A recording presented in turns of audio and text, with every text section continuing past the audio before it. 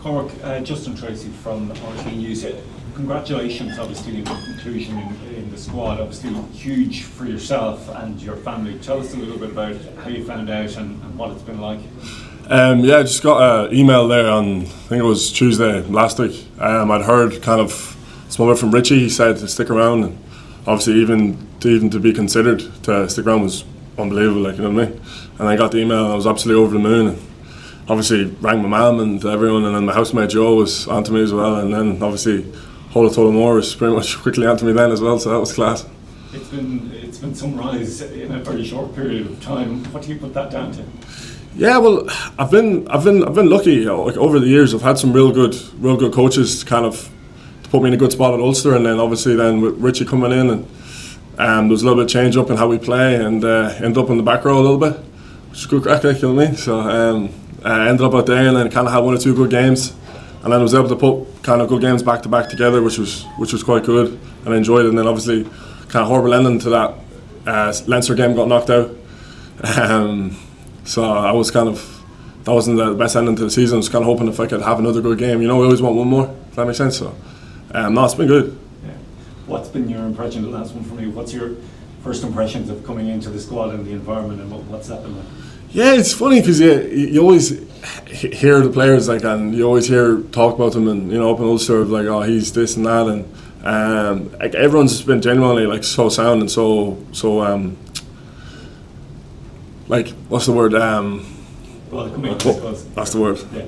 Very welcoming to me coming in. It's like every morning, boys have great chat for you, and you know, ask you how your day is going, and do you need a hand with anything, and like, that's been class too. Like, the boys make it so easy. But then again, they've been here that long, that many players have come in, and I'm sure gone. So yeah, it's been good. Yeah, well, good luck with it all, and good luck with South Africa. Thanks very much, man. Cormac, Matt from BBC, how you doing? Obviously, it's been a bit of a rocky season at times for Ulster, so how proud are you that you've been able to shine through despite, you know, there's been some inconsistency there with the team, but obviously you've done enough to get noticed? Yeah, well, I've been lucky. Like, I'm playing with some class players there, like Big Stu. Whenever I was in back row, Big Stu at 12, and even likes with Dave McCann and like Nick Timoney, who do some serious work around the pitch, and you know, stuff that goes unnoticed. And then I think for me, like, because obviously whenever you make a big tackle or you get a line break, that's kind of one moment in the game, but like, them boys put in a serious shift too. So I'm happy with how we played, but it's been a real team effort. Like, yeah, how big was the Emerging Ireland tour for you? Like, sort of stealing you in test-like conditions for something like this? Yeah, it was good, because not even the opposition, but like just the standard of coaching and the players that you're with. You know what I mean? Like, boys like you know, Jack Crowley and Big Joe and stuff. That was, even when going back to club and kind of seeing them kick on and progress, is a real kind of drive for me to kind of try and play well. And obviously it's a bit frustrating that year at times. So I spent most of my year at Ballyhinch, so that was quite tough. But then obviously kind of got a couple of opportunities with Dan and then some with Richie, so that was quite good.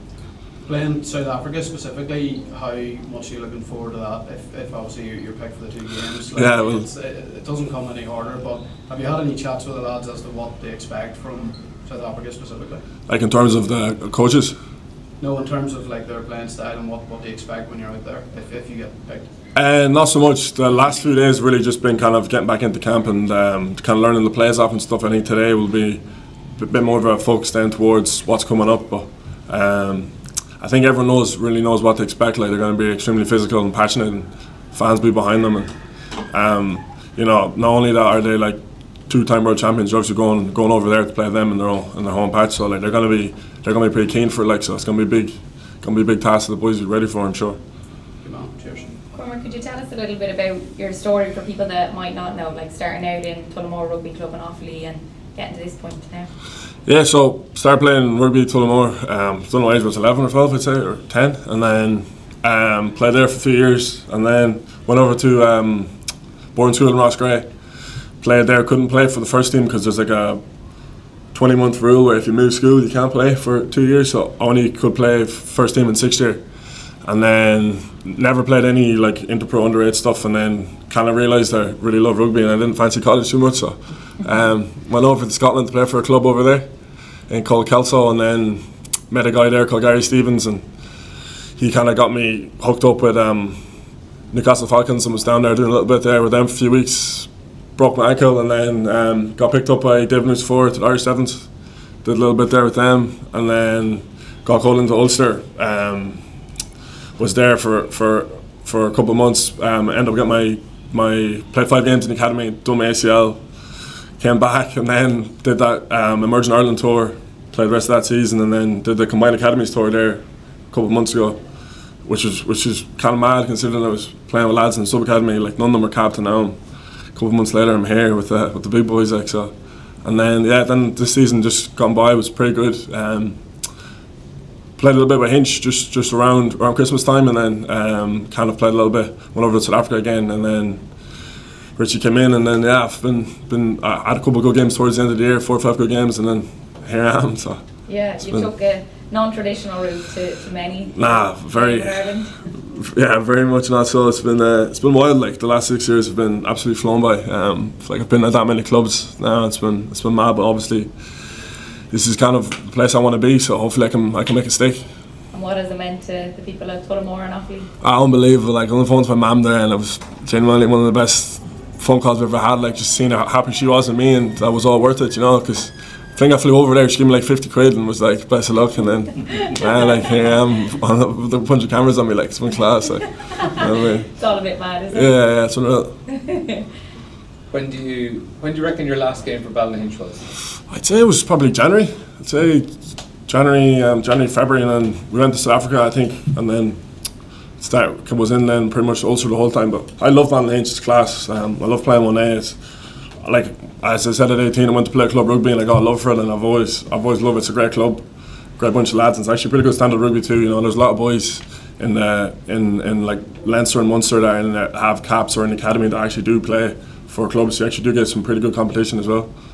Yeah, I was going to say, like, do you think you going from playing AAL on a fairly regular basis up until only a few months ago to now sitting here being in an Irish squad, like, do you think are you proud of that side of the achievement, you know, to shine a light on the club game? Yeah, well, like when I say regular, like I'd be training with Ulster during the week and then just playing on the weekends, and then sometimes I'm 24th man, so I'm not actually playing. But yeah, no, it's been class. It's been a lot. Like them boys too have been class to me. Everyone's texting me saying congratulations and stuff. So it's been unreal. Back then, did you have it in your head that I could be on a tour of South Africa in the summer? Nah. I was thinking about beating, like, I don't know, like Clontarf at home, or like, you know, played Young Munster one day in worst conditions ever. Like that was just my Saturday, Sunday was just get up and go play club rugby, and I loved it.